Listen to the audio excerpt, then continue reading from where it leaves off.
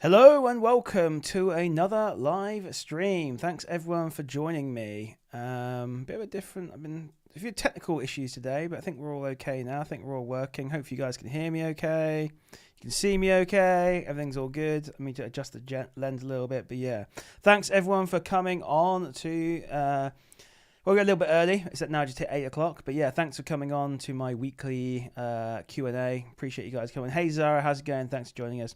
My name's Simon. I'm a 7-figure Amazon seller. I've got this YouTube channel. For those of you that don't know, this YouTube channel where I talk about Amazon, my business, give you guys tips around Amazon. I've got a community of over 2,000 people. Again, go and check that link in the description.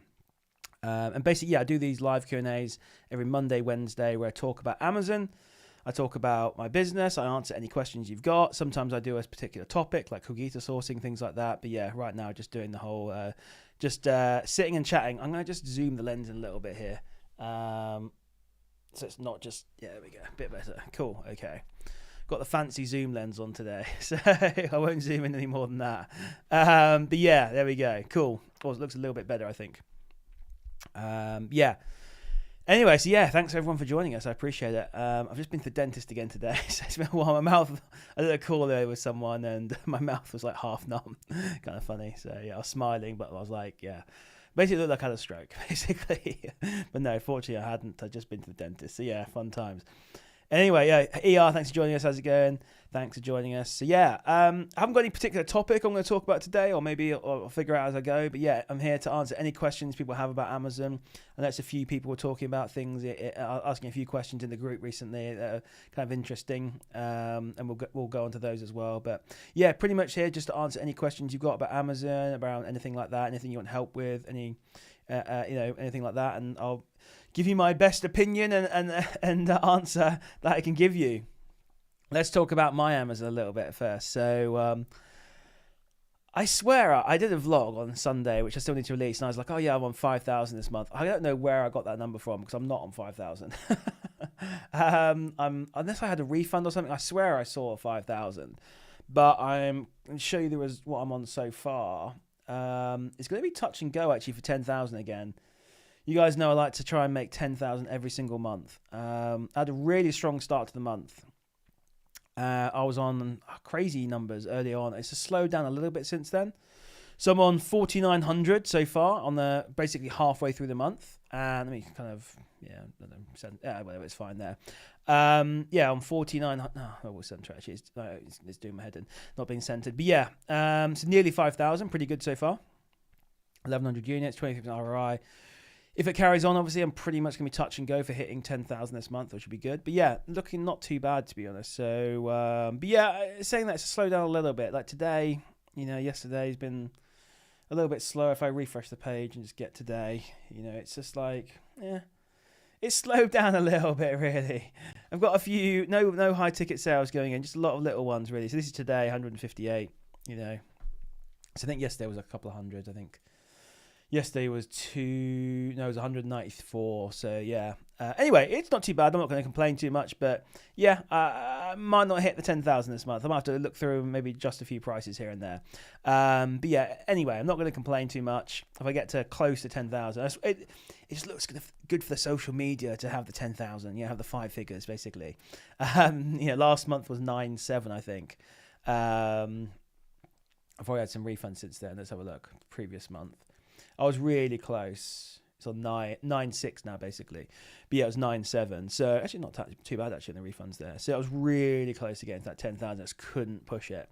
Even with the 31 days in last month. Anyway, it is what it is. So, yeah. Someone asked an interesting... there's an interesting question, actually, in the group, which I'll actually answer in a minute. But went to this seller. There was an Amazon seller meetup on Saturday, which was awesome. I was asking an interesting question. How much do you have in? As in stock value? I'm assuming that's what you mean.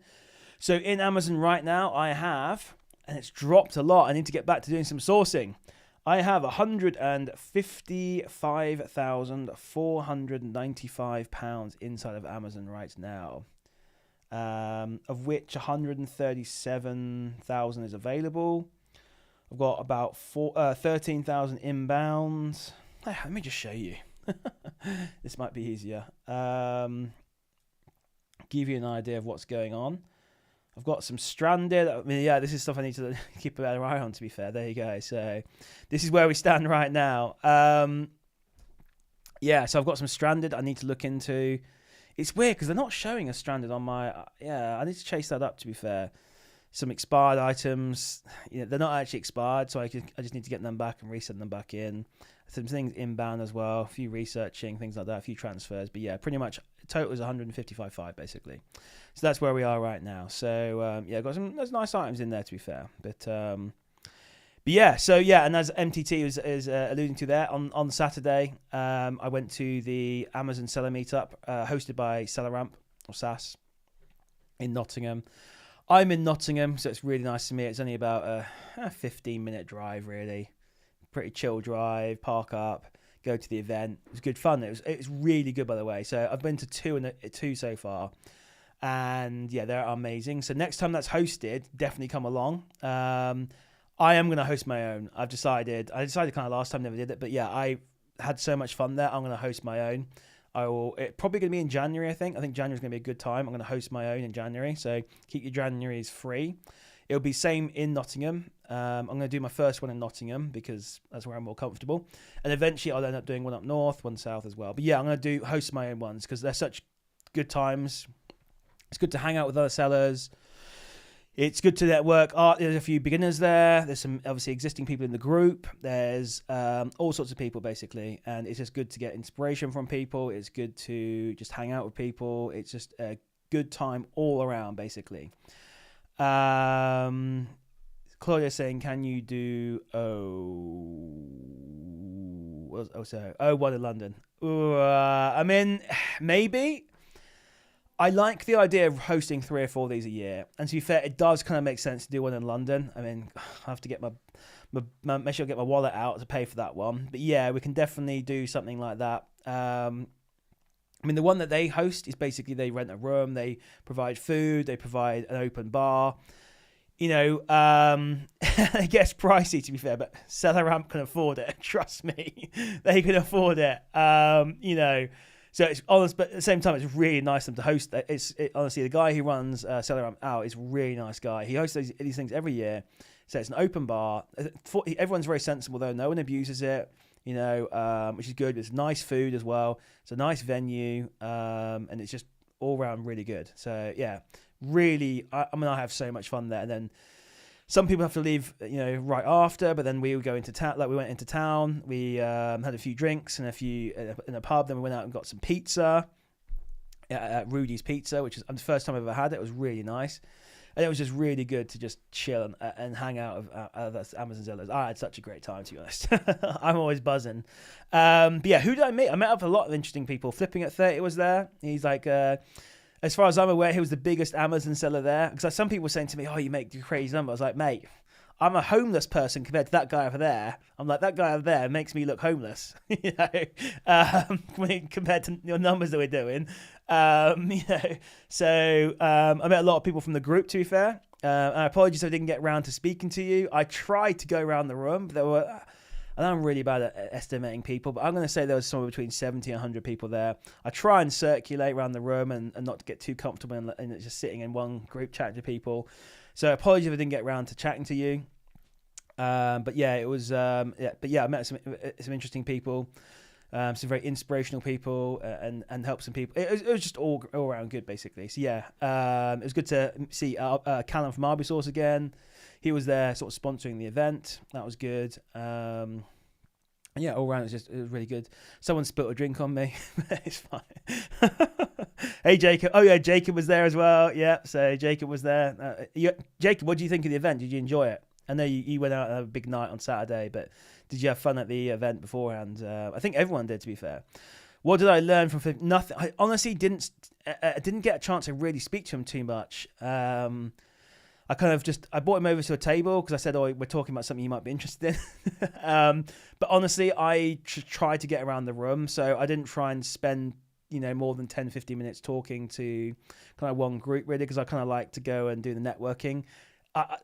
I could easily sit down and just talk with a group of people for like 2-3 hours. But I like to do the networking, so I didn't actually get a good chance to catch up with Flipping at 30, to be honest. Or this is Tom, basically. But yeah, so well, I'm glad Jacob enjoyed it. I think Sam, I was there with Sam as well, who is the owner of Outsource Central.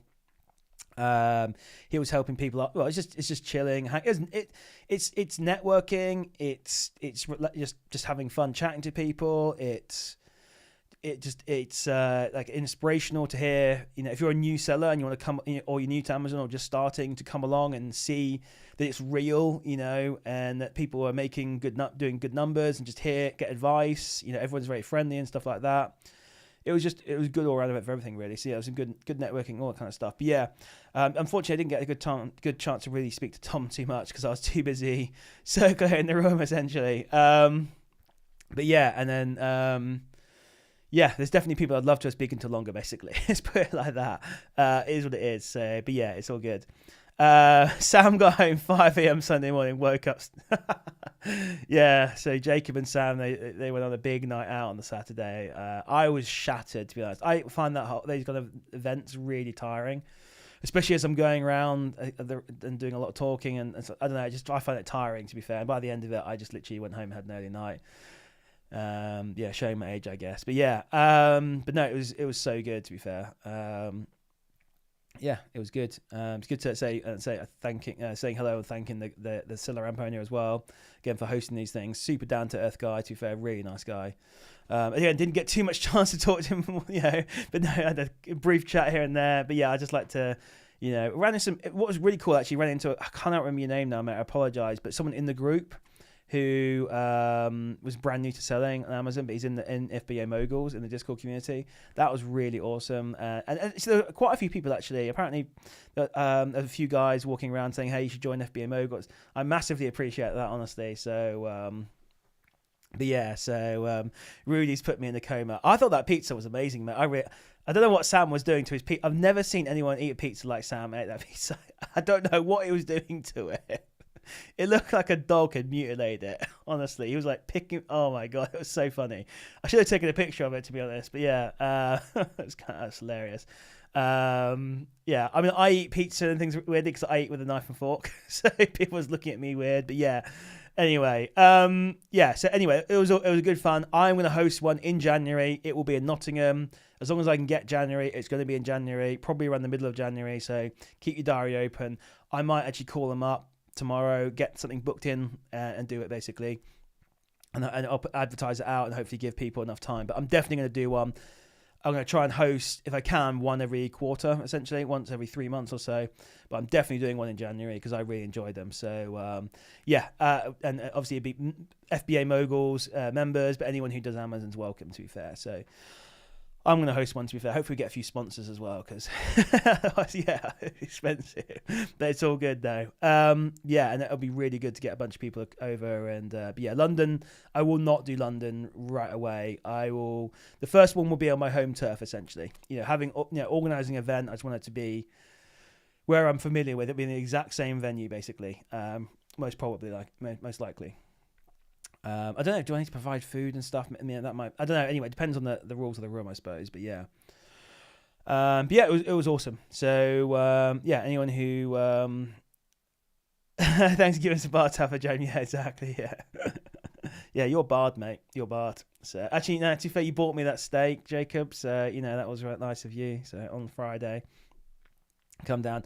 So ER.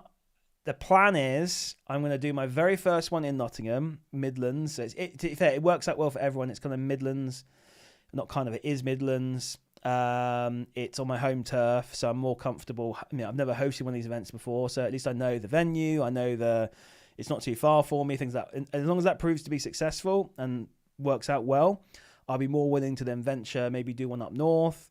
I'm sure Callum from Arbisource would love to do, because he's from Glasgow, love to do one from up north somewhere. Not saying we're going all the way to Scotland, but somewhere more north, somewhere down south, London. We'll mix it up, basically. But yeah, so that's what you get for doing credit card roulette, Jacob, and being rubbish at it. But no, I massively appreciate it. Hey Adrian, how's it going? Thanks for joining us. How's the Amazon business going, Adrian? Hopefully you're making some good progress. I know you've got a bit of a new account, so hopefully you're making it doing okay. But yeah, we're just talking about the Amazon meetup in Nottingham, which went well. But yeah, so someone asked an interesting question, and I hope you're watching and you can take advantage of the answer. And this is definitely for beginners, to be fair, this one. But someone was asking and saying, do you have to label every product you send into Amazon? And the answer is you don't have to. Some products require you to label. Other products allow you to use the manufacturing barcode, just like an iPhone or whatever, or things like that. But I suggest no matter what you send in, you always put your own barcode on there. So the reason for that is, send in an iPhone, okay?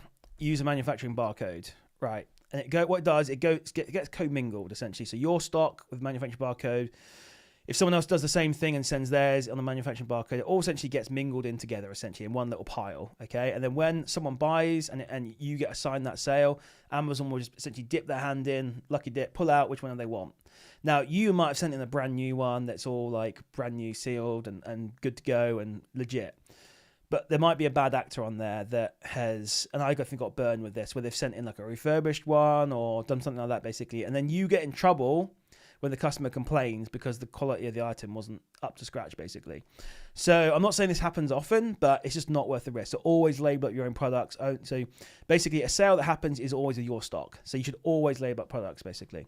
Now you're oftentimes forced to if it's something that expires or perfume or things like that, but I would say always do it. I got burned heavily on irons. I sent all these brand new irons in, and I had so many returns back and they were leaking, and I don't know, unless it was just a manufacturing issue, but I literally we're talking at nearly 80% returns. And I felt like I got screwed basically. So yeah. But yeah, hey, happy how's it going? Thanks, appreciate you coming along.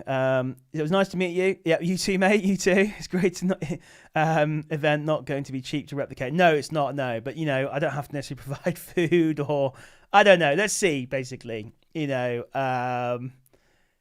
get a Rudy's Pizza or something. I mean, it was good value as well, to be fair. Just do something like that. But yeah, no, it was good to see you there, mate. So Adrian, yeah, struggling to find a way to ship in this perfume. So yeah, this is why with perfumes you should use a prep center really, because you're not really allowed to send perfumes in yourself.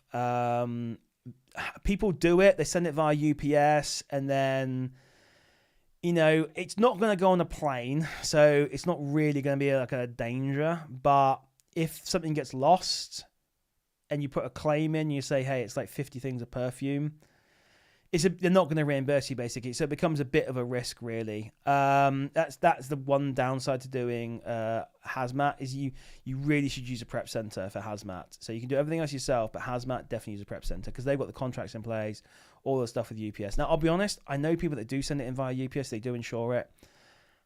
I'm 99.9%. I'm 99% sure you're not going to be insured, but I know some people that do it. So honestly, the answer is I don't 100% sure. No, for a fact, you can't send perfumes in via UPS.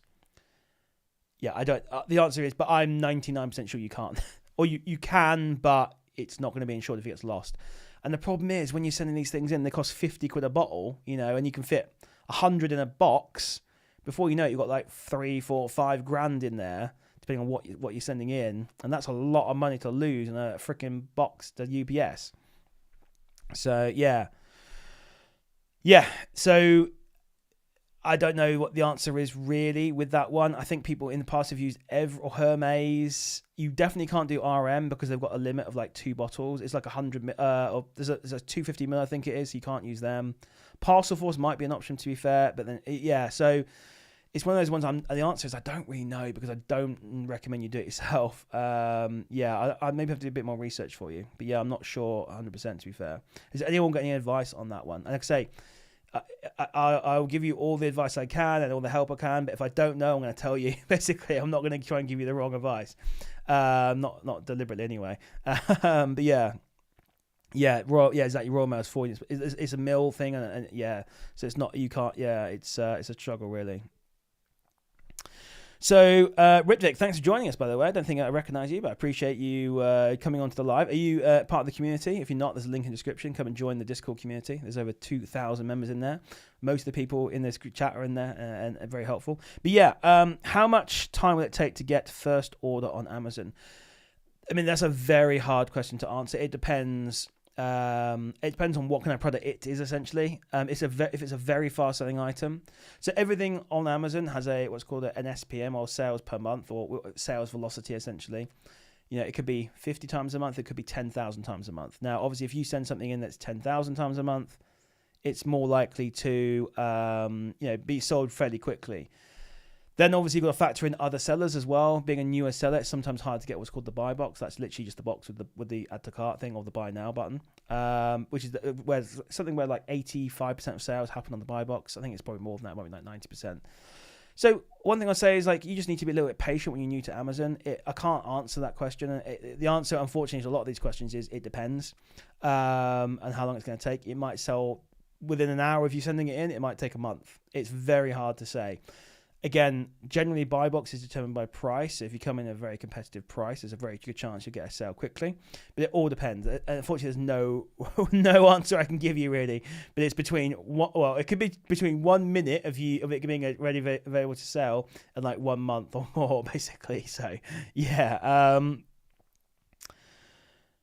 You didn't expect to meet Jacob there. No, yeah, it was good. I mean, I kind of had to convince Jacob and Sam and that to come along, but I think they really, I don't know, I guess Sam's still hungover. But yeah, to come along, but I'm glad they enjoyed it anyway. So at least I think Sam enjoyed it. He definitely enjoyed the steak on the Friday, I'm telling you that. I'm really not in the mood for doing sourcing MCT. I mean, I'm not even been pushing Cogita, to be honest, recently. So I will get to doing something. I will do it. I'll try and do it on Wednesday. But yeah, tonight I'm just not in the mood for doing it. I had a lot of dental work done earlier on. My face was half paralyzed.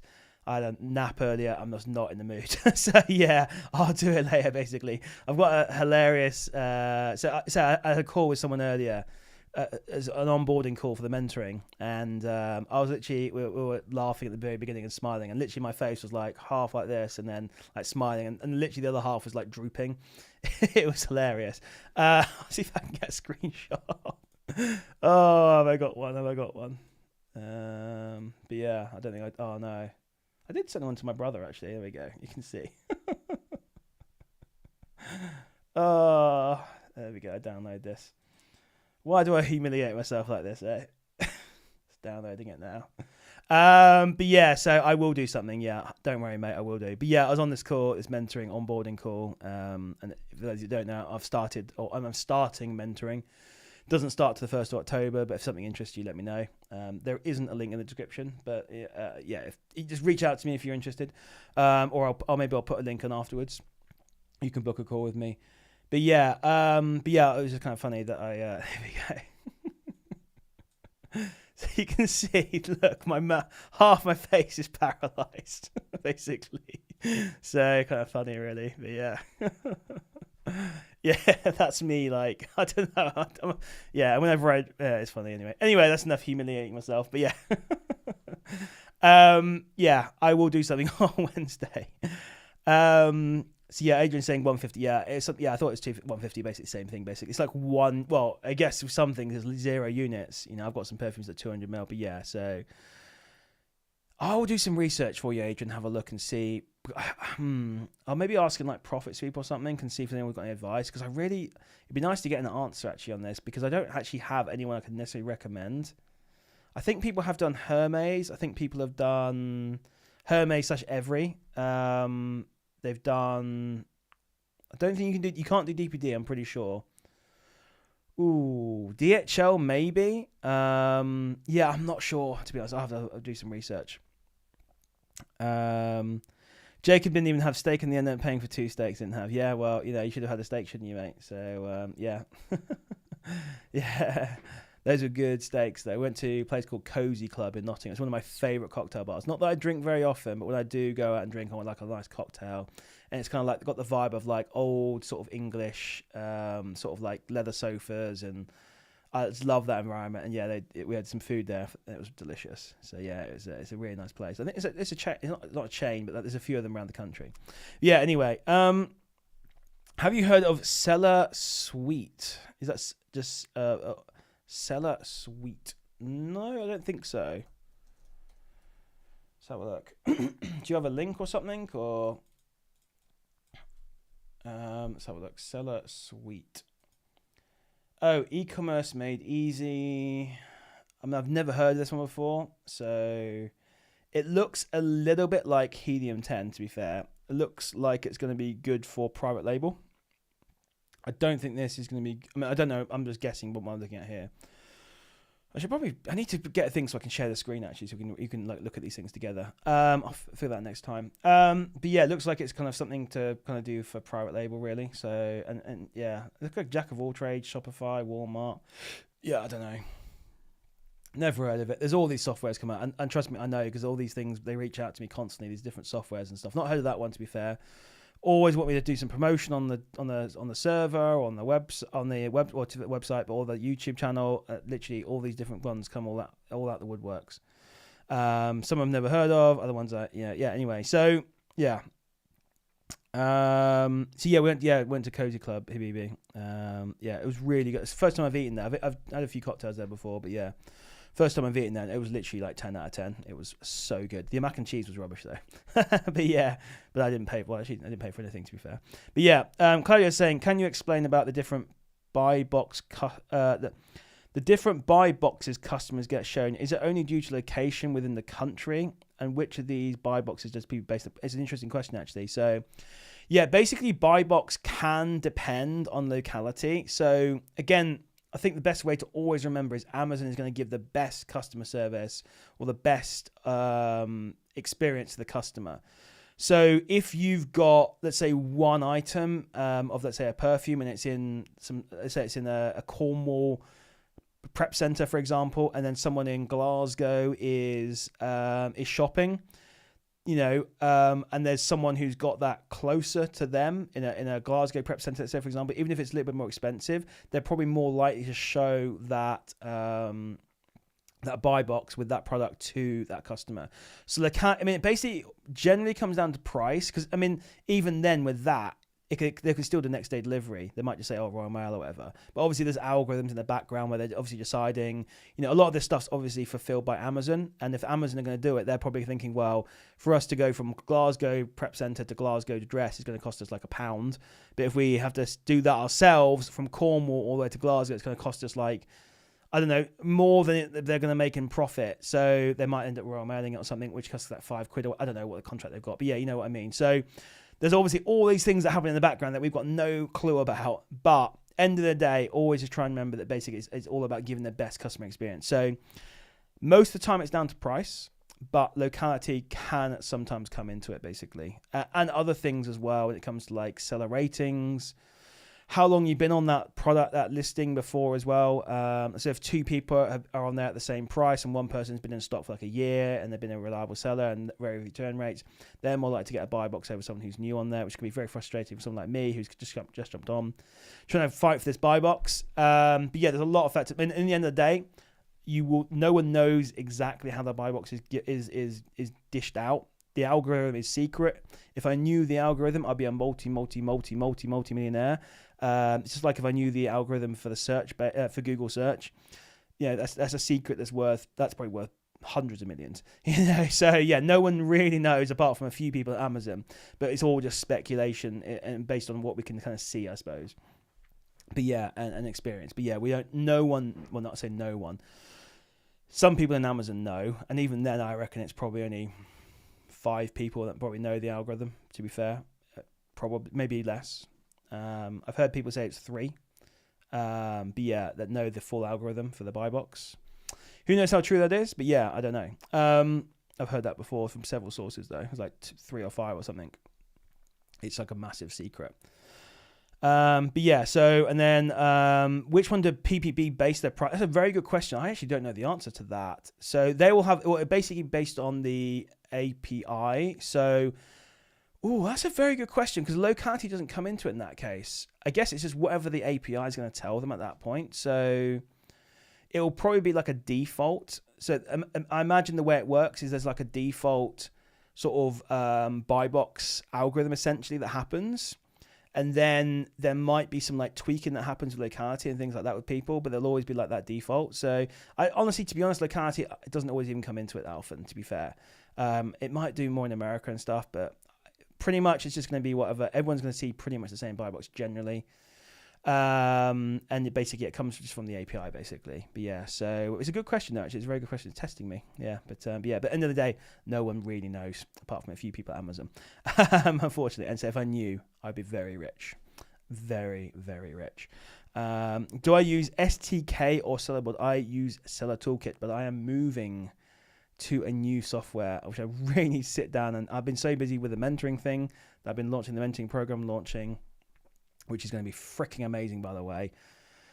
Oh, yeah, that's going to be amazing, honestly. I've been so busy getting all that in place and stuff like that. I've not been focusing too much, but I need to move over from Seller Toolkit. I've got a new one I'm planning to move to. Not going to say which one it is yet, but yeah, I'm definitely moving. So, I've been really busy on the mentoring side of things and just making sure we've got, like, loads of things in place. So when the mentees come in, the plan behind the mentoring program is that it's going to be so good that by the end of it, that people are going to be like going, this is literally the best money I've ever spent in my entire life. It's the best program ever.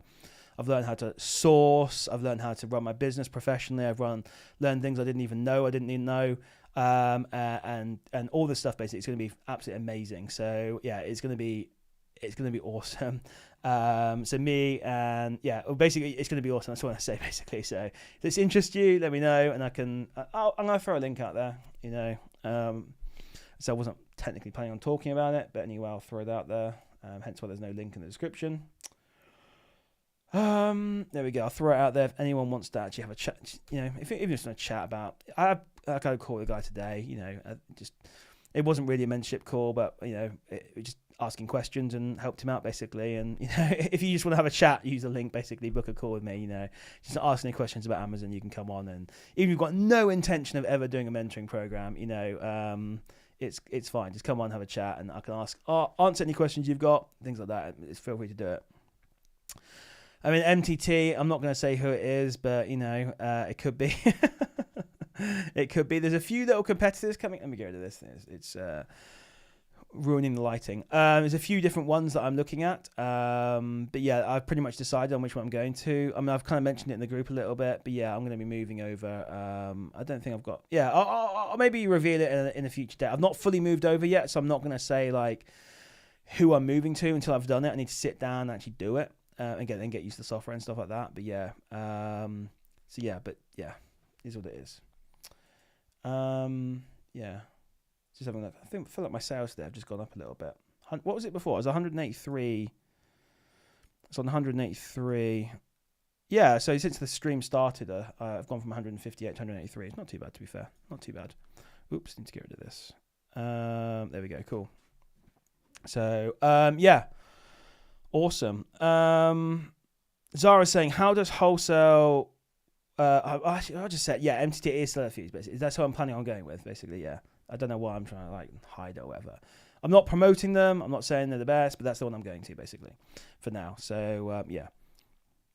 Zara's saying, how does wholesale work if I want to get ungated? Like, do I need OA to buy 10 units? Then I buy from them. Yeah. So actually in the past, I said, look, just go to the wholesaler, buy the units. You're good to go basically. These days with the ungating, because it can be so long to ungate, it can be so inconsistent. I would never recommend you going and buying a big wholesale order in the hopes of getting ungated. So what I would do is like it gets tricky because I don't know how these offer. If you got a good wholesale offer and then you need it's not available forever, but you should try and get it ungated beforehand if you can. Definitely, because it's you don't want to. Especially if you're newer as well, you don't want to tie up loads of capital and be stuck with all this stock and spend a month or two or whatever or longer ungating this thing, or maybe never getting ungated, and it cripples your business. I had a mentoring call with a guy, or mentoring on a discovery call, I should say, not a mentoring call. Unfortunately, he'd made a really bad wholesale buy. It was about 40% of his capital, and He's having to sell it for a big loss, and it's just like, this is why I do not recommend wholesale for new people. Cogita is different. I actually consider Cogita, it's a bit of a hybrid, but I actually pretty much consider it like 99% OA. I mean, technically it is coming from wholesalers, but you are literally just ordering on the website.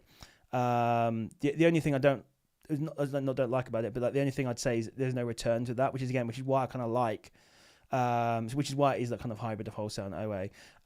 So not pure OA. But the reason I like OA for beginners is because if you make a mistake, if you buy 10 units from, Amazon, it's like 808, same thing, but like from John Lewis or Smiths or Argos, and you're like, this looks a bit rubbish, just take them back and get a refund. Even if you send them to Amazon, get them back and take them back for a refund. You've got 30 days or whatever, and if you talk to customer service or whatever, you might get more.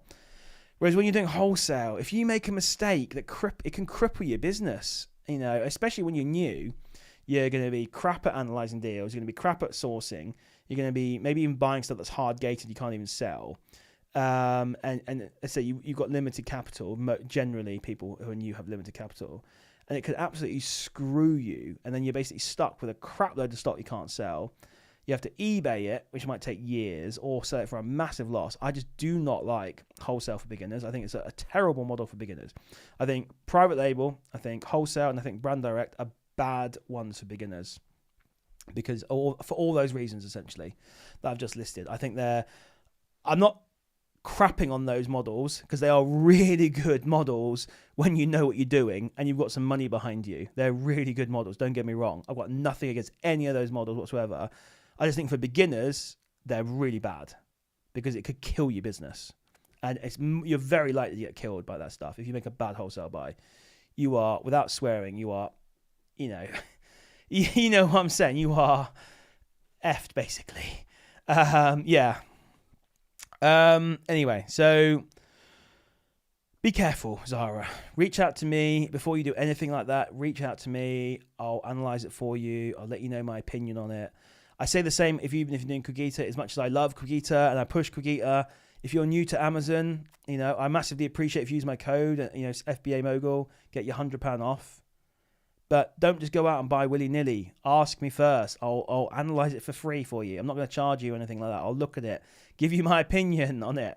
I do not want you to go out there and buy £1,000 worth of crap, that you can't sell, and you have to eBay and I'd take a massive loss or take years to sell it. I do not want to see you do that. So yeah, definitely reach out.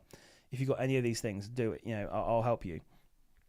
Zara, you should know I'm happy to help. I do not want to see anyone. I'm here to help you guys, essentially. That's why I do this.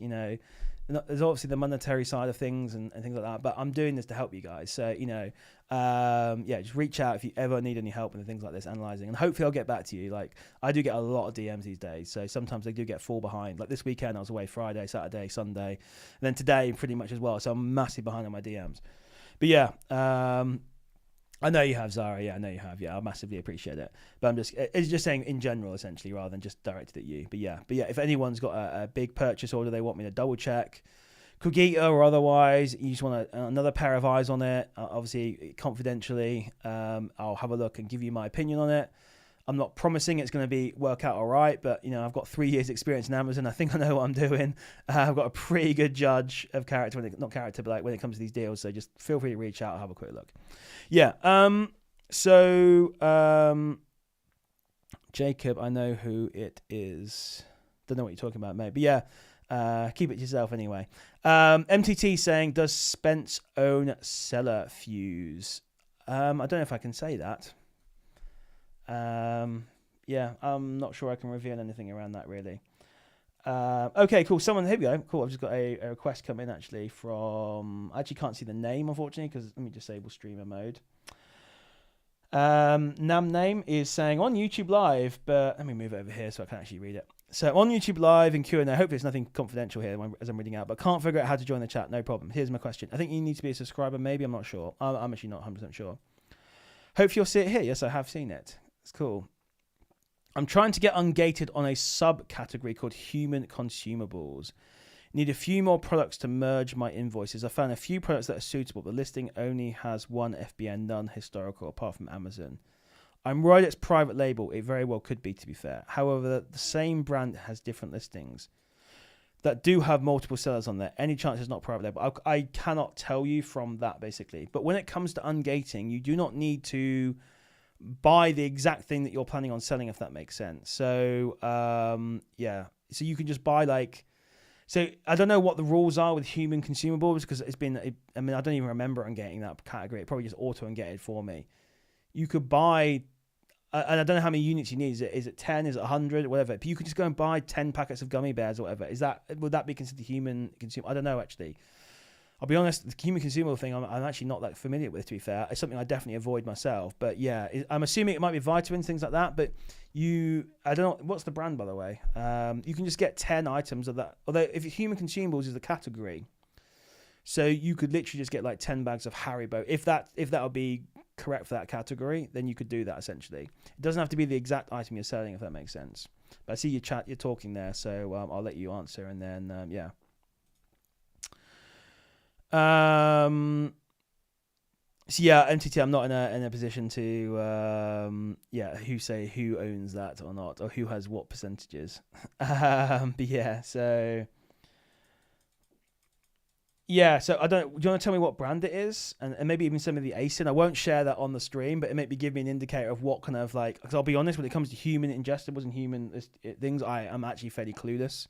I have sold some probiotics in the past, and yeah, but I've really it's a category I really kind of avoid, to be fair. But yeah, it's if you send me like the ASIN in the brand, I can have a quick peek. And then yeah, so it's foods it's a food then. So yeah, it's 100. It's not exactly what I wanted, but buying a few something. Yes, it's vitamins. Food is in the brand. Okay, cool. So in theory, you can go out and buy 100 packs of Skittles. Okay. That is technically a human ingestible. At that point, you can just ungate that category, not necessarily the brand that you're doing, but the category. You can ungate with that. So I think now it rings a bell. I may have ungated this category ages ago with Haribo from Asda, I believe. I think it was. I got it delivered, home delivery. I think it was Haribo. These big packs of Haribo. And I think I ungated with that, but this is going back a long time now, so I'm not 100% sure. I know I've sold Haribo in the past. I don't know if I use that to ungate human ingestibles, but yeah, I'm not sure. But yeah, you can just find anything in that category that's considered human ingestible. Like, get 100 packs of Tic Tacs or something. I don't know. Find something, or Polos or something cheap, basically, and do that. So yeah, and as long as it's within that kind of human ingestible category. Double check. Like, find something really. What's a food that's really cheap? Okay, yeah, I know this one. This brand is a little bit iffy, to be fair. I think I'm not 100% sure about this brand. I've definitely sold this brand in the past and got burned on it, by the way. So I'm not going to say what brand it is. Actually, you know what? Can I say the brand? Do you mind if I say it? It's not going to give it away or anything like that. Let me know, basically, and I'll put it out there. So yeah, let me know if you don't mind me saying or not. But yeah, I've seen this brand before. Yeah, so it's yeah, you mind, or no, yeah, I can say it. I don't know what I mean. But anyway, yeah. So anyway, yeah, yeah, and just again going to ungating in general, you don't need to be ungating the exact item you're planning on selling, if that makes sense. So, for example, when I ungated Nintendo, or it was Nintendo, yeah, I'm pretty sure it's Nintendo. I didn't get 10 Nintendo Switches. I just got 10 packs of Nintendo stickers, that were branded Nintendo. They cost me like £1 each, whatever. I ungated with those, threw them in the bit. Well, gave them away, to be fair. But yeah. So you don't need to ungate necessarily with the items you're planning on selling, if that makes sense. So you can buy 100 really cheap items, of that brand. Other ones I've done where I've done it really cheap, I think either Corsair or one of these. Yeah, I'm 99% sure it was Corsair. I bought some like screws, some like motherboard screws that were branded Corsair. And, they're from scan.co.uk. And it cost me like 20 quid or something, for 10 units. And I used that to ungate that brand, and then I was able to sell that brand. So you don't need to, what you're planning on selling, you don't need to get like 10 or 100 units. And you can mix and match as well. So if you've got, let's again go down the whole like human ingestible thing. Let's say you've got 5 packs of Haribo here, and then you've got 95 packs of Polos, for example. They combine together to make 100. They're all within the same sort of category of human ingestible, so you can ungate. Or it could be you've got 10 of one Lego set and 10 of another Lego set, or minifigure, whatever it is, and they put them together. The invoices, you've got 10 units, and that's enough, basically. So yeah. Yeah, cool. So the brand is, and let me know, guys, if you guys have sold this before. It's called Now Foods. Now Foods. I'm 99.99% sure I've sold this brand in the past and ended up getting returned. I may have jumped on a private label brand, but yeah, this one here, I'm not sure about. I'd have to look and see. One thing I will say with that one that you've sent me, it is transparency coded. So you will not be able to sell that unless it's got transparency code. Transparency codes, by the way, guys, are essentially serialized numbers. It's a QR code that goes in every single product, and every single product has its own like serial number, essentially. So you will not be able to sell that unless you know for certain the products you're buying have transparency codes. And the way you can tell that is because it says on the listing, and it will tell you when you try and ungate it as well, it will say transparency. It says it's basically verified. So each item has a unique code, essentially a serial number code, whatever we call it. They're verified before dispatch. So yeah, you will not be able to sell that without that code. So yeah, cool. We dodged your bullet on that one. It's again why I love you sending the items so I can have a look for any kind of and things basically. But yeah, so yeah, but I don't know who actually owns. I spoke to the Cellafuze owner. I don't know too much about him, to be fair. But yeah, it looks like it's the front runner right now when it comes to new software that's going to take over SDK. However, that is a space. I mean, it's good for us as consumers. There's a bunch of different ones coming out. I'm not going to mention names. Obviously, a lot of people use Seller Toolkit right now, and I know Seller Toolkit is coming out with an SDK 2.0, which I have no knowledge or anything about, really. I've not been invited to any betas or anything like that. So yeah, anyway, it is what it is. So yeah, cool. Any other questions, guys? We've got some good questions here. We've covered some good topics actually. It's been really good. Yeah. So. Problem with using Haribo or food that counts as grocery subcategory, but it's okay. Yeah, okay, technically it's grocery. Okay, yeah. So, but I guess the point I'm making is you need kind of 10 cheapo or 100 items. It doesn't have to be the exact same item, to be fair. But yeah, so yeah, technically it wouldn't be human ingestible. Like I said, I'm not that familiar with too much with human ingestible, to be fair. How old is your Amazon account, by the way? Let me know that one, because I feel like that's like an auto ungate in a way. I'm not sure. Maybe it's not. But yeah. Oh, someone just sent me a. Thank you, Dracula. I've invited them to your server anyway. We can report them. I heard a few impersonators. So a few people joined my server trying to impersonate me. Please don't invite them into the server though. Do I need to ban someone else? Yeah, that's me. Don't ban myself. Yeah. Okay. Cool. Right. Yeah. Yeah. So, okay, 9 months ago. Yeah, so that's not an auto ungate then. Okay, cool. But yeah. Yeah, any other questions, guys? Let me know. I will try and get around to do a sourcing session, MTT. I'll try and do it on Wednesday. I know I've been promising you for a little while, actually, doing some sourcing. Yeah, I will try and do one. At the very least, I need to probably record something and put it on YouTube, to be fair. But yeah, the only downside of doing these things in the evenings, I'm quite tired normally. So...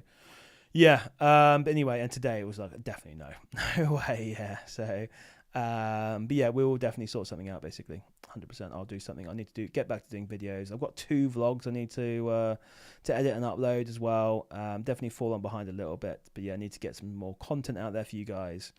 But yeah, awesome. Any final questions, guys? I won't say final. I'll hang around as long as you guys want. If you've got any more questions, let me know. Otherwise, we'll wrap it up and yeah. And call it a day. Need to get some dinner, and but I'm happy to answer any more questions you guys have. Let me know. How is Q4 prep going for everyone? Oh, I just got a thing from apparently I owe some money to Capital on Tap. Oh, hate paying these bills off.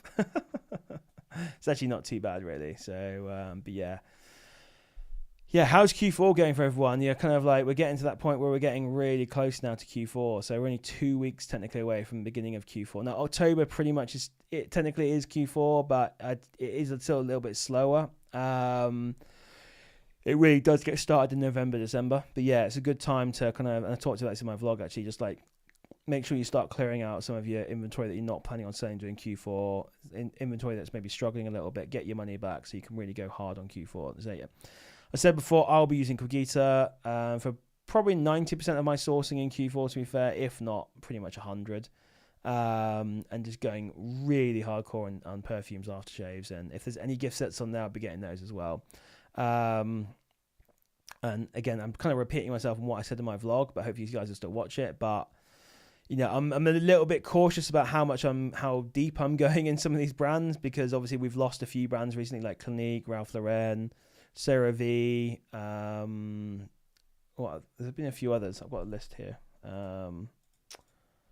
What have we lost? We've lost. I'm just looking inside of OA Hero server where I do the brand updates. Yeah, Ralph Lauren, CeraVe, Clinique, La Roche-Posay, Vichy.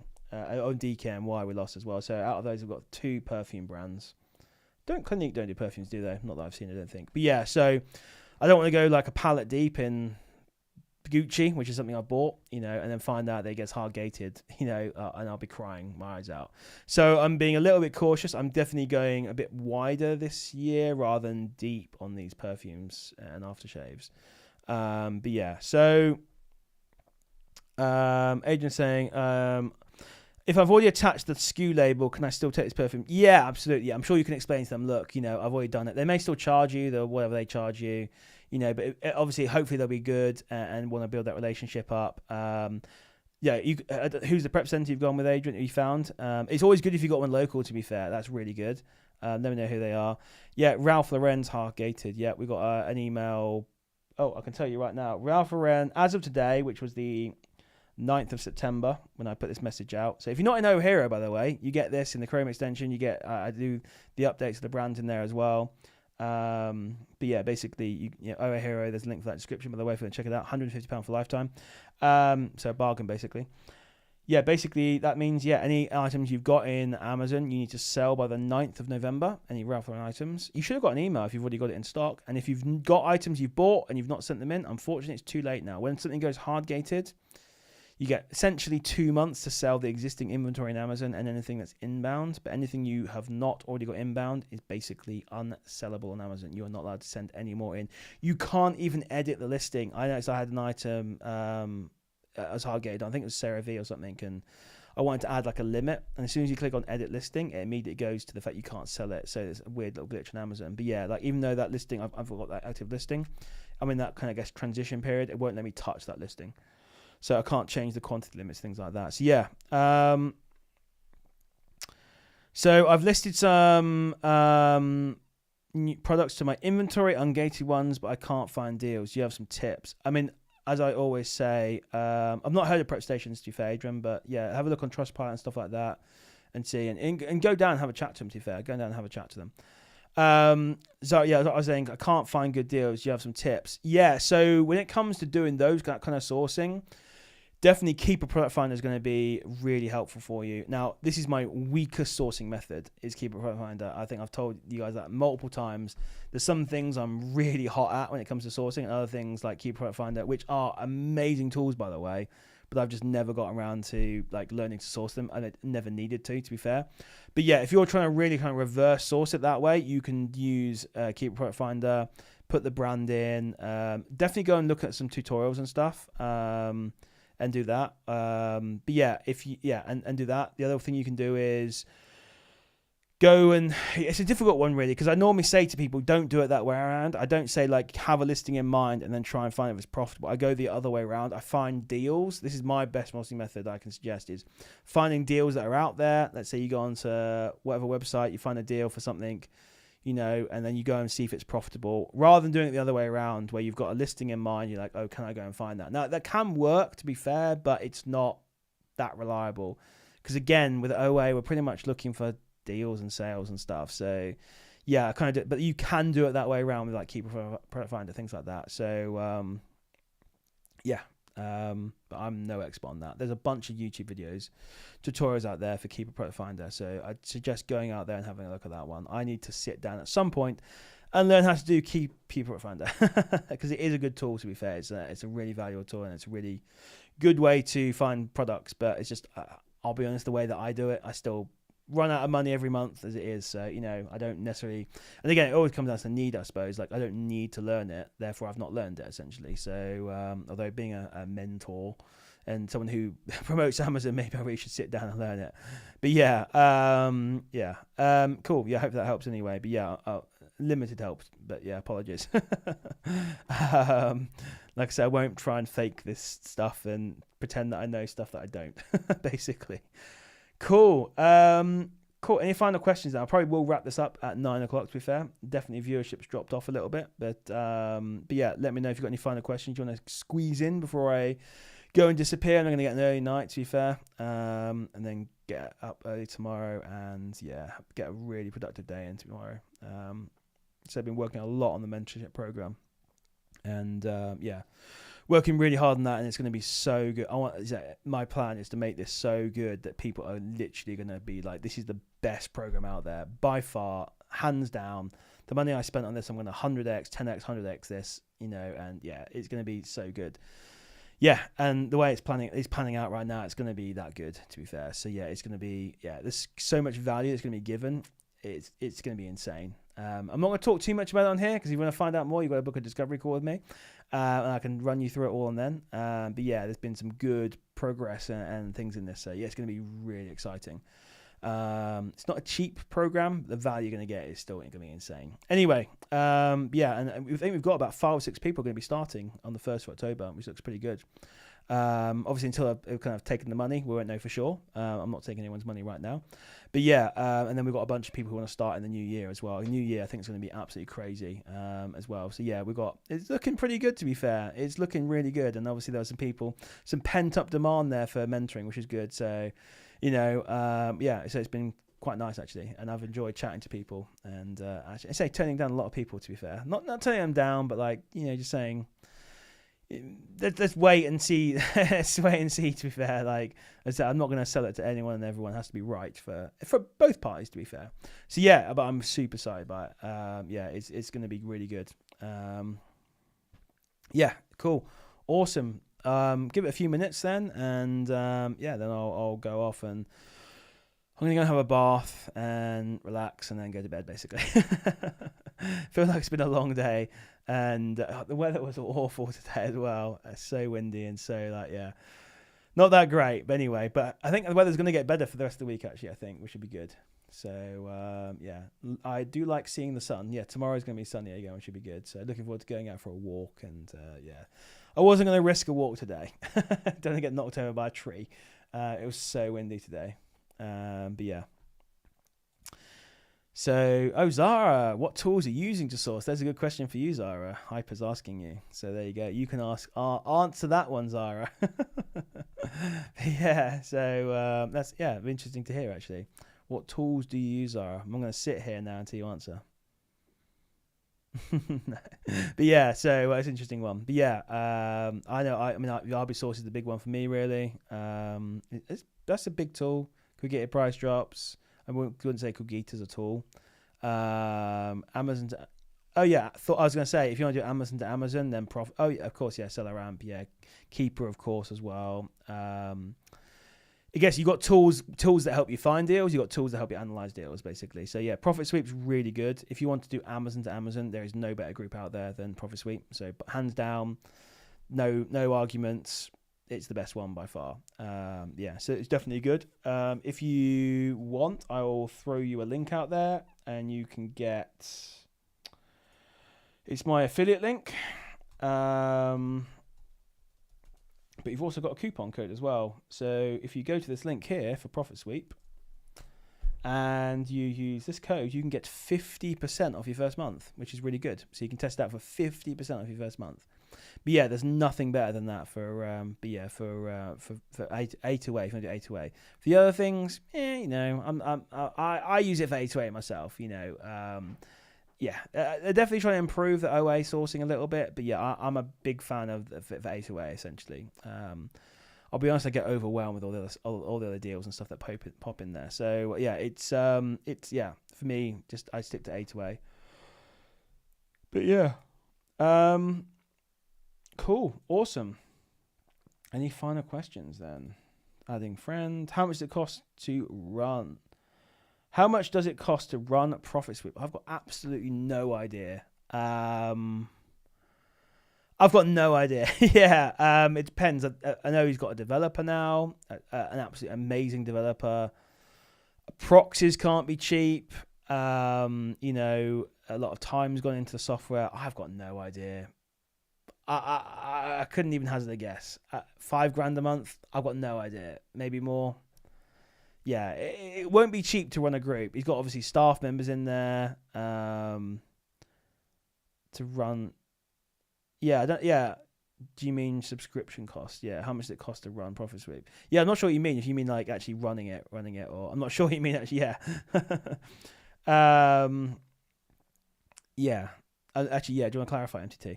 Yeah. Hyper saying, what is your FBA split between wholesale, OA, Quagita, A2A?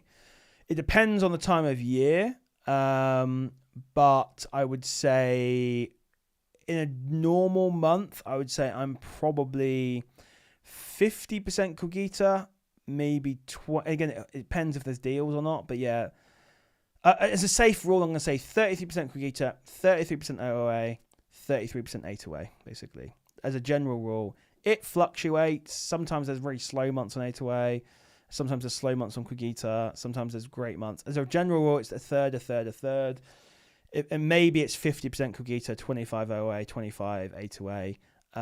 As we're getting into Q4, I will be doing A2As, to be fair. It's not going to be my primary sourcing method, but I'm going to be pretty much focusing on... Again, A2A is one of those ones where I almost don't... It is a sourcing method, right? But it doesn't require any kind of like... So when people say to me, like, what are you doing when you're sourcing? Like earlier I said, I'm doing like 90% Quagita. I guess that's where I'm focusing my efforts on sourcing is Quagita, because it actually requires me to sit down and actually source it. A2A is a bit different with Profit Sweep. It's just kind of on in the background. So I'm not necessarily like... because the way it works is basically they've got the software that runs it all, and then they'll ping you if a deal drops in, and then you just quickly drop everything and buy it, basically. But it doesn't require like active thought processes all the time. So it's a bit of an interesting one as I think about it. It's like I will do A2A. It depends what percentage it is. It depends on what pings and stuff like that. But when it comes to my kind of like how I'm actually actively sourcing, for Q4, it's going to be 90% Quagita. I'll obviously be watching A2As and seeing, and if something drops, I'll buy it, but I'm not focusing on it, if that makes sense. And yeah, basically, yeah. So it's an interesting one, actually. Let's think about it. But yeah. So Adrian's saying, can you give a bit of a rundown on A2A typical ROI type product, etc.? Yeah, I mean, obviously everyone has their own kind of criteria, I suppose. You sometimes get ones that are really fast sellers that you can make like 20% ROI on, but they sell super quick. We're talking like 5,000-10,000 a month. You get other ones where it's way bigger profits, and it's maybe a bit slower. And sometimes you get ones that are crazy profits and crazy sales per month. We're talking like 50, 60, 70% ROIs, and it still sells like 5,000 a month. It's a variety, to be fair. And I'll be honest, there's a lot of noise that comes through. You look at it, it's a bit rubbish, whatever. I'm gonna pass on that one. But I will say A2As, as a general rule, basically going to say this, they can be some of the best deals out there, basically. Like, not only can you get a ridiculous quantity, they're like insanely profitable. We're talking like really high ROIs.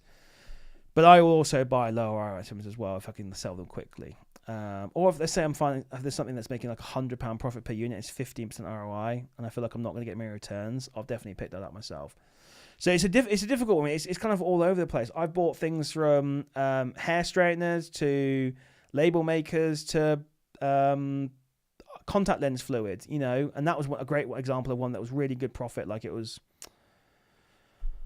how much was, I can't remember the ROI. I'm going to say it was like 100% ROI. I think it was like £8 profit per unit, and I got like I forgot to 999. I went like 500 units, I think it was. Something like that. It was a while ago. I can't remember. But yeah, it's a variety, to be fair. That's the interesting thing about it.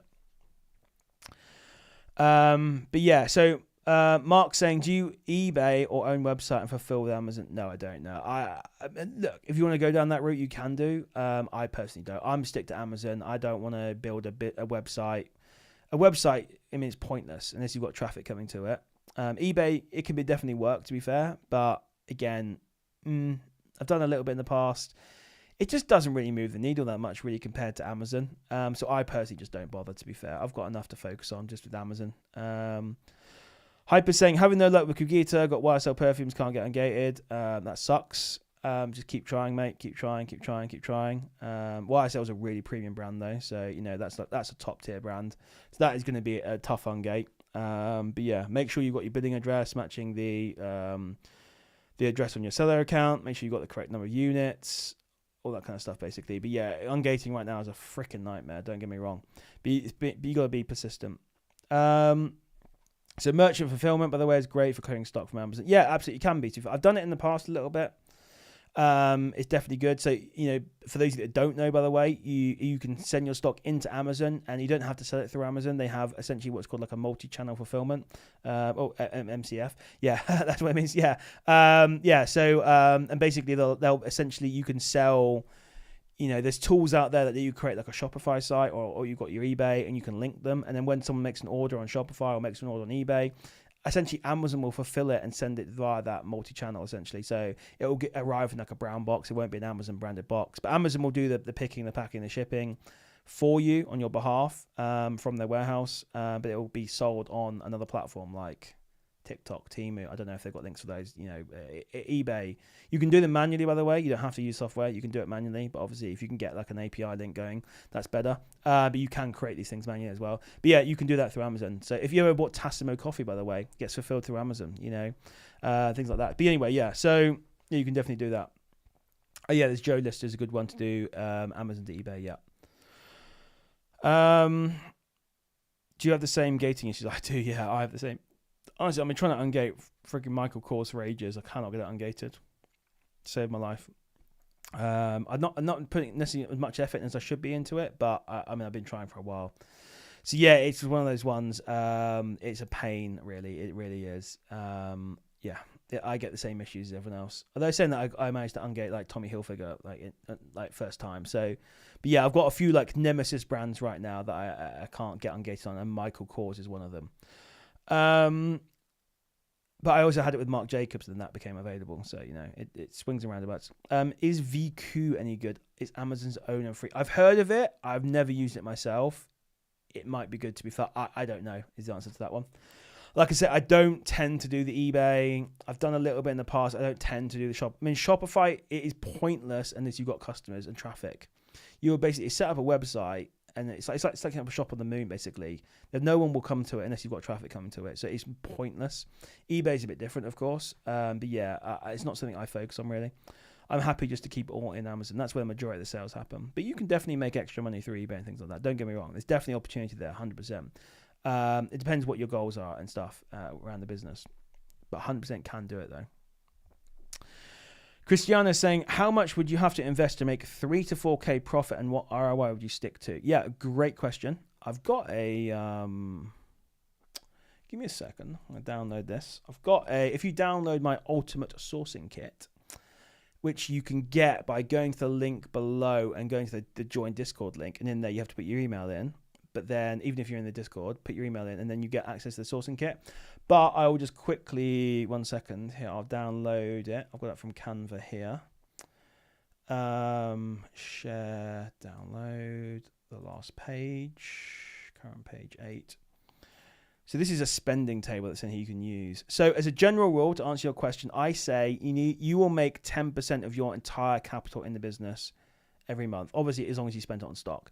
So if you've got 50 grand in your business, for example, you can expect to make, and this is a rule that's pretty much universal, plus or minus, but as a general rule, having spoken to a bunch of people, seen a bunch of numbers, you're looking to probably make about 10%.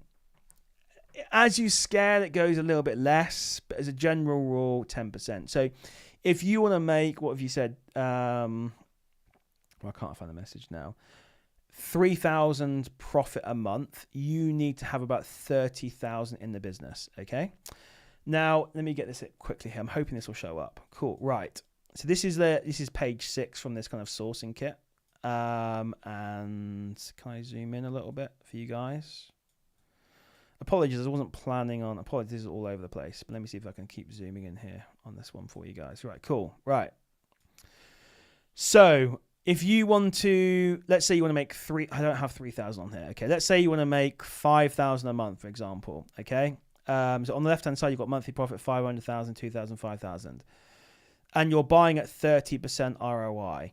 You need to be spending 16,667 per month. Okay. It's basically you just reverse, you're basically reverse engineering your profits essentially. So as a general rule, this is what you need to spend: 16,600. We're just going to call it £17,000. Okay, so you need to spend 17,000 to make 5,000. Okay, now you need to times that number by 3 as well. So what I would say is, if you want to make 5,000, and again, it works out pretty well actually. So as I said before, it's about 10%. So if you want to make 5,000 every month, you need 50,000 in your business.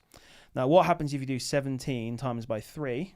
You basically get 51,000. So essentially, it gives you an idea of, let's say you've got 50,000 in your business. You would spend roughly around 17,000 per month on stock. If you can deploy it all in 1 month, that's great. But even if you deploy all 50,000 in 1 month, I'd say normally maybe a third of the items might sell in the first month. Then a third might be waiting a month or 2 before they sell, and it goes on that way basically. So you can never actually expect to. And what I'll do is I'm going to just not hide this one now. Sorry, get rid of this one. What I'm saying is you're never going to spend all your money in 1 month, or maybe you can. That's the easy part. You're never going to be able to sell it through in 1 month essentially, which is why again it's the 10% thing essentially. So yeah, hopefully that makes sense. I suppose you can buy 50 grand's worth of stock. Let's say tomorrow I sell you 50 grand's worth of stock. You're not going to be able to sell all that in 1 month. Realistically, I like to say you're going to do a third. So you'll sell maybe a third in month 1, a third in month 2, third in month 3. Which means if you spend 50 grand on stock and you sell a third in the first month, you're going to get about 17 grand back basically, which means in month 4 you can spend, or technically month 2, you'll spend another 17 grand. And it just goes like that basically. But as a general rule, just to maybe unconfuse this situation, if you want to make 5,000 a month, you need 50 grand in your business. If you want to make 3 grand in your business, if you want to make 3,000 a month, you need 30 grand in your business. As a general rule, okay? And that's a spending table you can use reverse engineer your profits essentially. So yeah, cool. Hopefully that wasn't too confusing. Okay, cool. God, we just suddenly picked up a little. We've gone from literally, I was about to sign off, 10 viewers, and now we've got 21 viewers, which is awesome. So I'm going to take a quick drink, and then we'll get back to the questions. Maybe I'll start these things later. Cool. So hopefully so that's the rule basically. So for you, 4,000 a month, you need 40,000 in the business. Cool. And obviously you need to be able to buy the stock. Cool. And that's roughly working on the 30% ROI. Cool. And then the other question was to get this is it hard to get ungated on perfumes Q4? Generally, Q4 does get harder for ungating, yes. But it depends each year. Amazon's a beast unto themselves. Jago saying, got a friend looking into using Vico. It will be his choice of software for his warehouse. Yeah, I mean, I honestly, I don't know anything about it, to be fair. So yeah, it could be quite good, to be fair. I've never needed to really use it, therefore I don't really know much about it, but I've heard of it. So yeah, it could be a good one, to be fair. Let me know how it goes. Zara, any part of Discord group you don't want to consider a leads group? Are you selling something, Hyper? There's a great chart, Mogul's Ultimate Kit, where you join his. Yeah, exactly. That's that chart. Exactly. Yeah. So that's the chart I've just shown you. Basically, it's on there. You can get it multiple different ways. If you still can't find it, DM me on Discord. I'll send you the Ultimate Sourcing Kit. It's got a bunch of stuff in there, you know. But yeah, it's got that spending table as well. It's got a few bits and bobs in there. Hyper, I've 3.5k in sales in 2 weeks and I'm out of stock yet. So obviously you've got to be, and again, this is what I'm saying, you know, and even if you've got 50 grand in your business and you can deploy it all and get it into Amazon, there's lags, you know, you need to be, it takes time to sell and it takes time for your money to get back into your bank account. And then you go then find more stock to buy and then money becomes, which is why I say as a general rule, it comes to like 10% essentially, you know, even because you'd say, well, you're sourcing 30% ROI, but you're never going to be able to sell all basically, if that makes sense. Yeah. That's the general rule I've seen anyway. If you're doing more than 10%, great. Yeah. Anyway. Yeah, patience virtue when it comes to ungating. I'm also struggling with Michael Kors. Yeah, exactly. You guys got to keep trying over and over, basically. I'm going to do a video. I've got a few little tips and tricks I've heard from people. I'm going to send them. I'll do another video, actually, another update on it. I need to test a few of them out myself, figure out the correct procedures. I know as soon as I do this, by the way, because ungating is changing. I've been told it's changing from a very reliable source. They are going to change the whole ungating procedure and processes, but I just no idea when it's coming out. I'll make this video, and then because I know as soon as I make that video, the thing will change and the video will be obsolete. it doesn't matter because at least we get them getting anything done. But I know if I do that video, they'll bloody change the thing. Anyway, I just got a bit demonetized now for saying the B word. But yeah, not that I make much money from these anyway. But yeah, no, it's more because YouTube, because it's monetized, they will push this stream more. It's a stupid thing with YouTube, but yeah, that's why this is monetized. It's not for me to make £1 from the entire stream. It's because YouTube will push it out to more people, because YouTube's a business. They want to make money. But yeah, that's the reason why it's monetized, by the way. I literally do, like, I think I get like £1 every time I do one of these streams. Yeah. So yeah, does the same gating issues have play? Yeah, it does. It depends on the brand and stuff like that. It's not, again, it just shows you it's nothing to do with the source you're getting the stuff from, things like that. Even with A2A invoices, it's still a pain in the butt to ungate. But yes, it might be a little bit easier. I've not done an A2A ungate in a while, to be fair. But yeah, it's still a pain. Amazon eats eBay for breakfast 100%. Yeah, I'm not saying you, look, if you're really dedicated to building a retail business, and it definitely does make sense, to be fair, to do multiple streams or sales channels, I should say, you know, through eBay and things like that. Definitely. I mean, Shopify, as I say, it's pointless. It is pointless because you won't have any traffic. But yeah, but eBay makes sense. TikTok could be interesting. There's Temu. There's Vinted, maybe. I don't know much, but I think it's maybe not Vinted. But yeah, I don't know. Anyway, there's lots of different ones. Yeah, I don't know what that is, but yeah. eBay only trumps Amazon due to lower fees. Every other single aspect, Amazon is better, maybe other than customer service. Yeah, I agree. Yeah, exactly. Yeah, but even the fees on eBay these days, if you're doing it as a business, you have to pay fees and advertise. And the other thing is, well, you have to basically advertise when you get sales as well. So yeah. Dino, thanks for joining us, by the way. Sorry it's taking a while to get to your question. I apologize. But yeah, is it worth in 2025? Yes, it is. Yes, of course it is. Yeah, it's tough. Don't get me wrong. You know, the best time to start any business is yesterday. Second best time is today. You know, there's people who have been asking this for decades. There's actually a guy who he doesn't actually chat in the group too much anymore, but Stanners. He started Amazon in like 2016 or something. Even back then, people were asking, is it too late to do Amazon? And he did it for a little bit, and then he stopped, and then got back into it in around 2022. And he was saying, oh, I really wish I'd carried on doing it back in 2016 or 2015, whatever it was, basically. But yeah, even back then, I even like heard the same thing when I was like Ruby developer. So the program language I used to write was Ruby, and people were saying, "Oh, is Ruby dead in 2022?" Then it's like, "Is it dead in 2023?" It's just constantly, that's over and over and over every year. Is it dead? Is it still viable? The answer is yes, basically yes. It is tough for new starters. Don't get me wrong, but you could say that's a good thing. You know, it means there's going to be less competition. So you know, if you've got the grit, which you need to have a business, you know, and you're willing to persevere and put the work in and go through that kind of pain period, the profit's going to be higher for you. So Amazon's, as I say, it's a simple business. It's not an easy business, especially with the way Amazon's going right now. But I think it's just maybe an overreaction. I think Amazon will come back round. But yeah, I would say you got to have grit and perseverance in business anyway, and you got to push through. And like I say, people moan no matter what. I remember when ungating was super easy. There was like, oh, there's too many sellers coming into Amazon, and now that it's hard, it's like, oh, it's really hard to ungate. You can't win. You literally can't win. Someone will moan and complain about no matter what happens. Basically, you know, it's yeah, you can't win basically.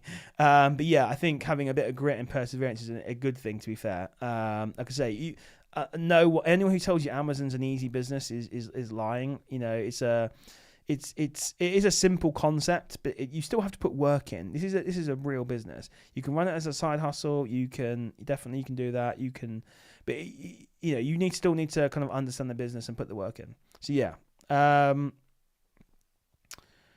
run it properly, basically. Reverse sourcing storefronts is a good sourcing method. No, I don't like reverse sourcing, but yeah.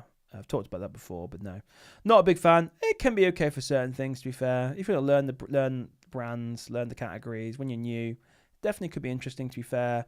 There's a few times you can find some okay deals like replens and stuff, but pretty much as a general rule, you're chasing someone else's coattails.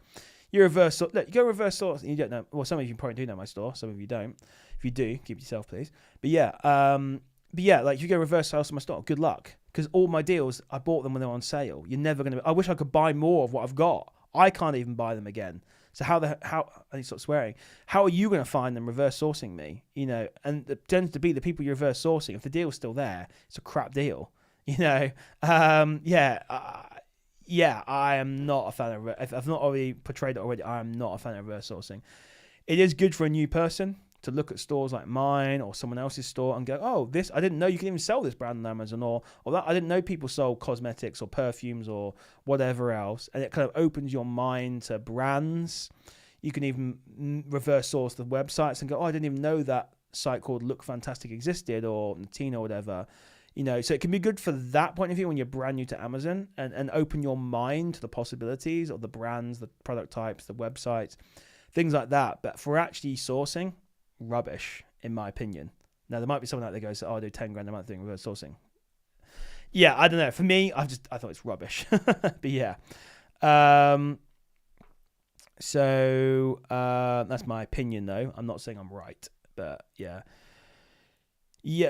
Old flip the PDF. Currently trying that. There's flipping the PDF is one. So essentially what's happening now with ungating is you're getting rejected by bots. Essentially, they've got bots that are auto-rejecting a lot of these things, basically. So you need to figure out how to bypass the bots. One of them is flipping the PDF upside down, which is really stupid that it does that. But yeah, that's one of them. The other one is basically trying to change the format. So if you've got a PDF, you can just screenshot it and then send that in and try and do it upside down. The other thing I'm trying as well is like degrading the quality of the text to the point where a bot is unable to read it, and then therefore it has to be forced through to a human. But yeah, that's the things I'm trying basically, and maybe if I have good successes, I'll put them in the make a video out of it, or maybe I'll gate it just for my mentorship. No, I won't, guys. No, I won't. I'll put it out there for you. No. Yeah. So Adrian's saying, do you connect a prep center to your Amazon account? How does it work? Okay, cool. Yeah. So there's essentially two ways. Some prep centers use software. Most of them will use a third party one, essentially, that they buy a subscription to. I don't know what the actual name of the software is, but yeah, they're essentially like almost like white label essentially. But yeah, it's a software that will connect to your Amazon, hooks in, and gets all the permissions that way. There is a prep center out there called Source to Store. I think they run their own software, unless they've like rebranded it somehow. But basically, they've got their own software. Again, links into Amazon. The other way is you just give the the prep center a user. You basically add a user to your Amazon account, and then you just select certain permissions. And this is perfectly fine and legitimate. So you should only give them permission to essentially, I can't remember the exact permissions. They should give you like a little setup guide. But essentially what you do is you invite the user to your Amazon account. It can take like 24 hours. That user has no permissions. Then you go in and edit that user. And then basically, you'll see there's a load of permissions in there for all sorts of things in your Amazon. And it'll be read, write, admin, all that kind of stuff, essentially. And you want to basically, I mean, I could probably log into my one now and tell you exactly which ones to do. But yeah, you essentially just give them permissions to do a few select things, basically. What I'm going to do now is I'm going to quickly go in, user permissions, and I'll do it. I'll show you which ones you should do. Access restricted. Oh, I can't edit it. What? Oh, okay, weird. Solutions provider portal. Okay, apparently they've got to do. Okay, apparently I can't show the permissions. Oh, weird. Okay, that's so strange. I can't actually edit the permissions for this person. It's so weird.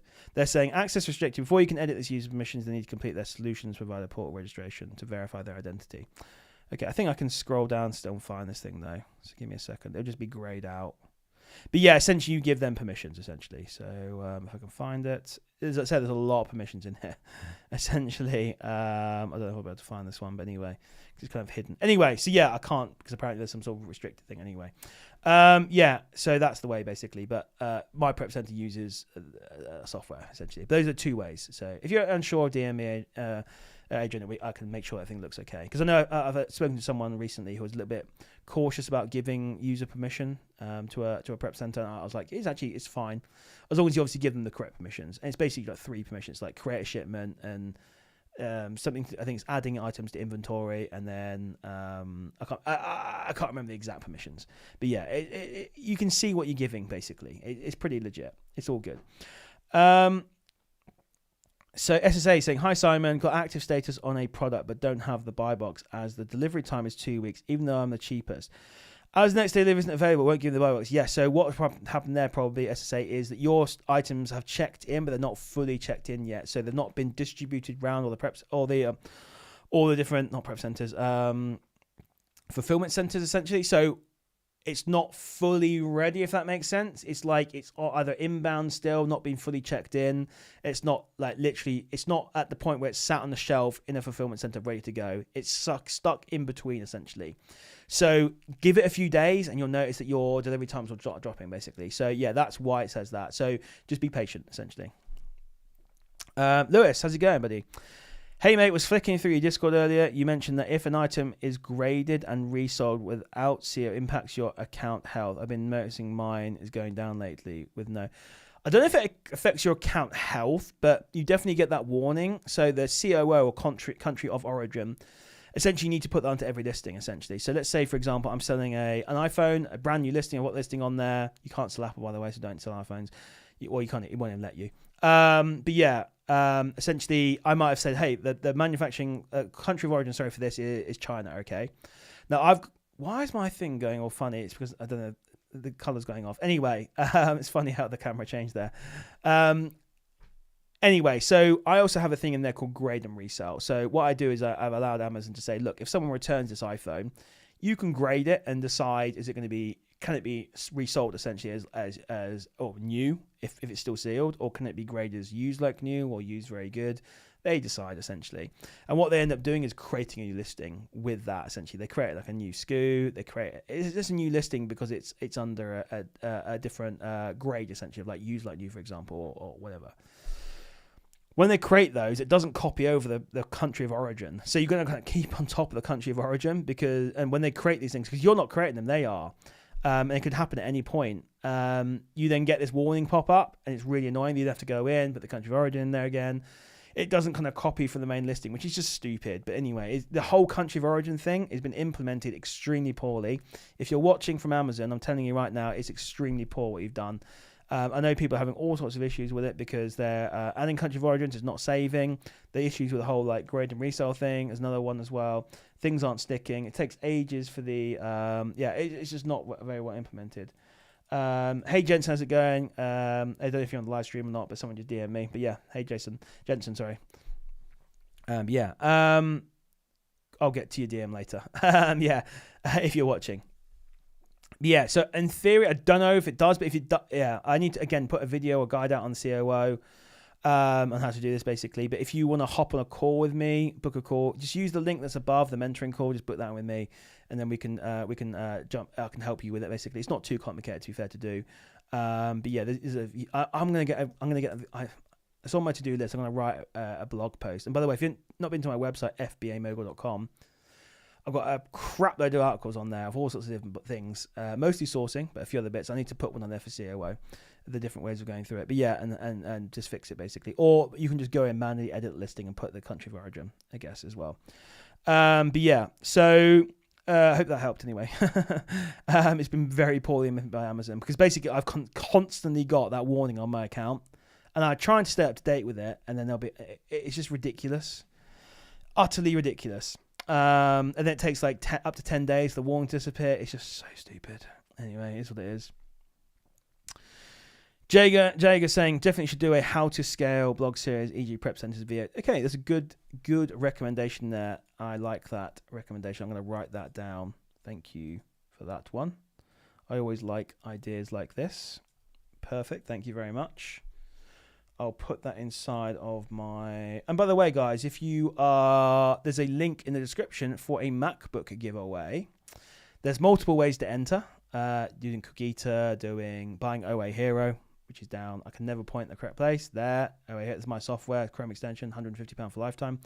If you buy that, you get a bunch of extra entries. There's a bunch of ways to enter in there. If you go to the bottom of it, you'll see that there's a code for the live today.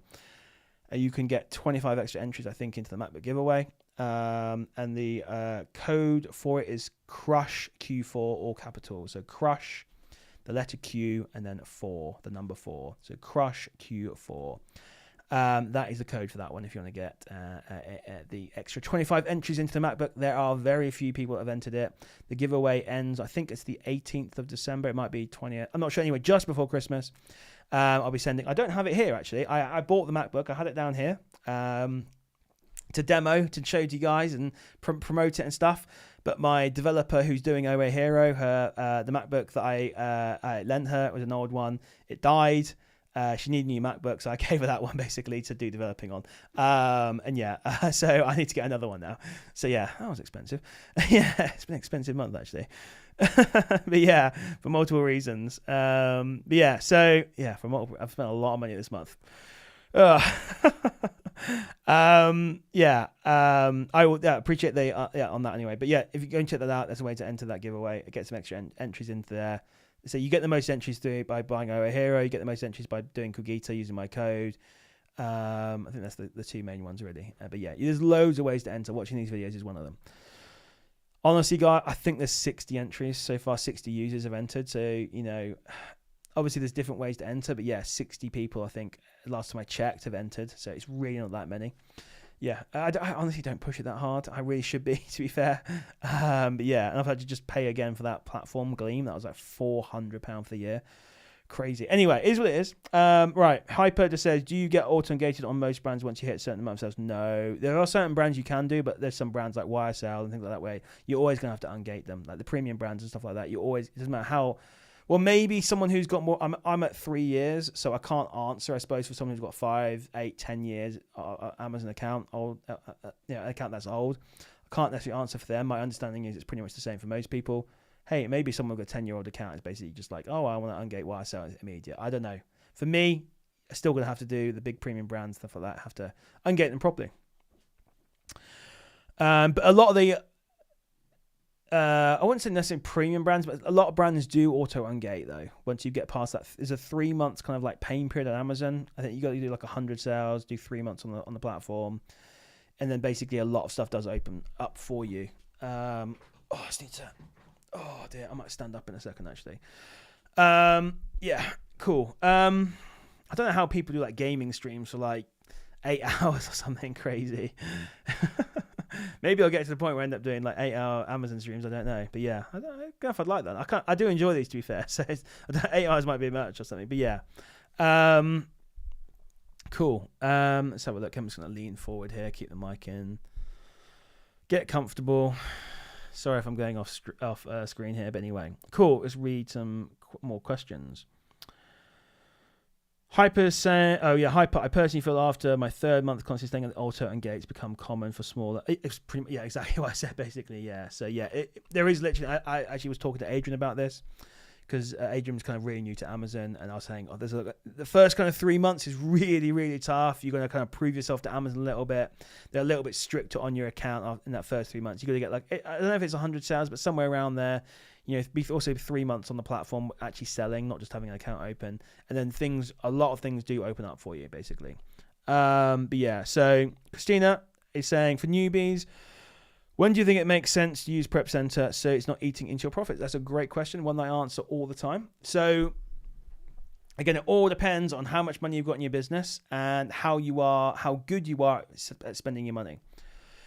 If you are spending all your time prepping items and you've got money sat in the bank and it's not being utilized to buy products to send into Amazon, essentially you are not sourcing, essentially what it comes down to. If you are spending more time prepping than you are sourcing and you've got money to spend on sourcing, outsource the prep basically.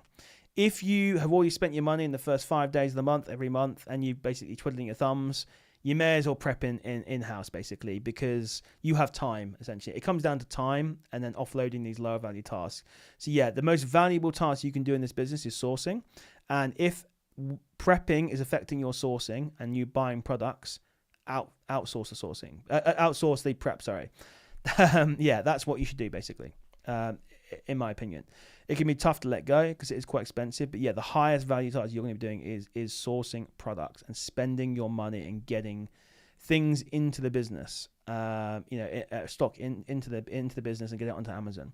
So yeah, that's when you should do it basically. Or if you just get sick of it, or if you just don't have the room, But yeah, as a general rule, from a business point of view, that is the time to do it, essentially.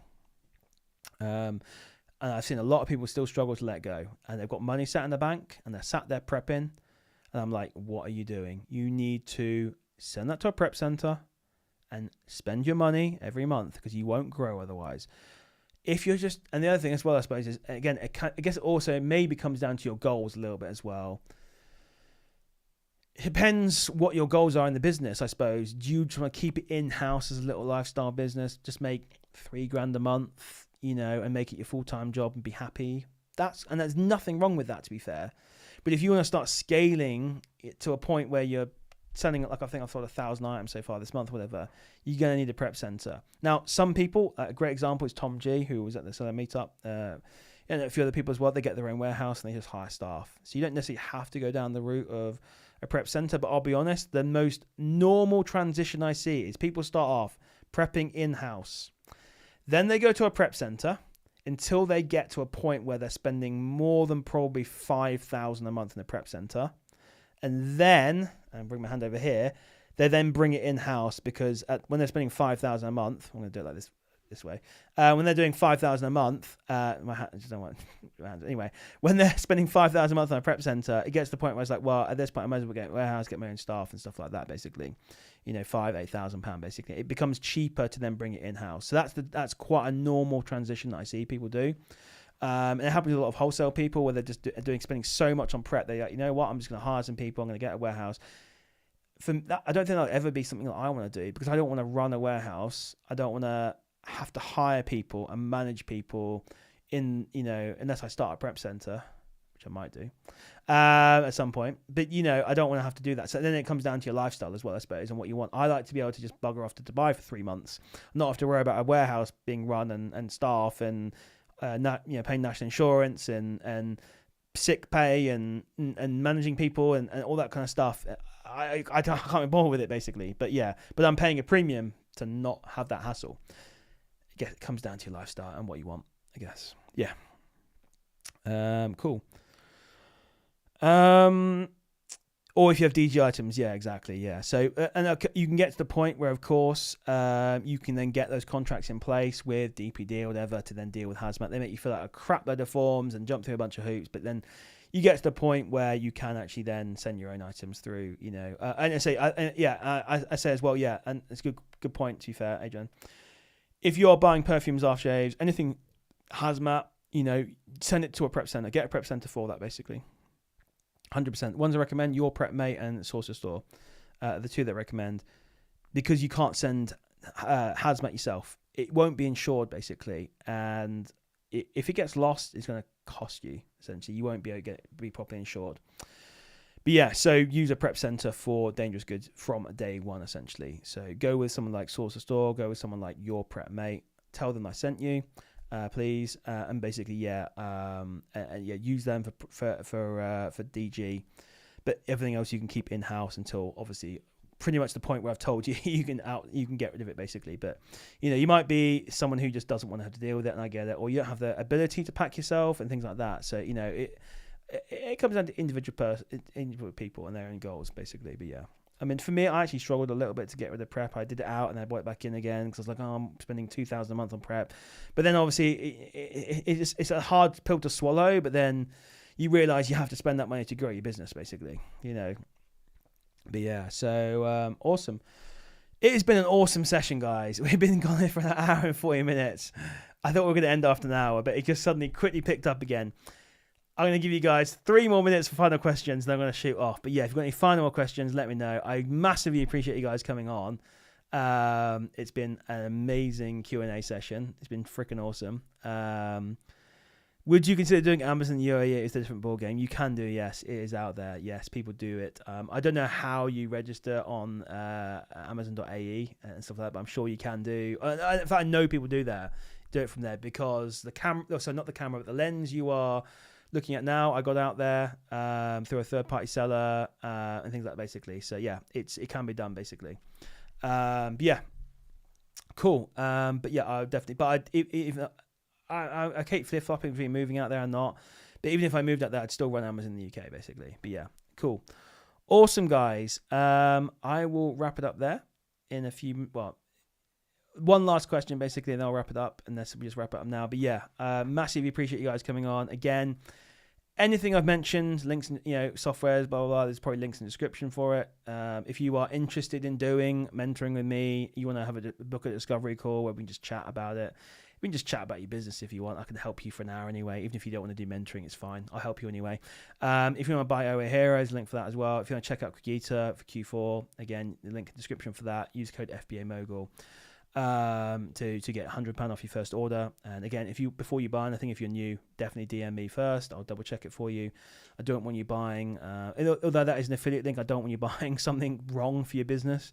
I don't want to hurt anyone. If you buy like a hard-gated brand or a brand that's really naughty like Al Haramain, don't buy that brand.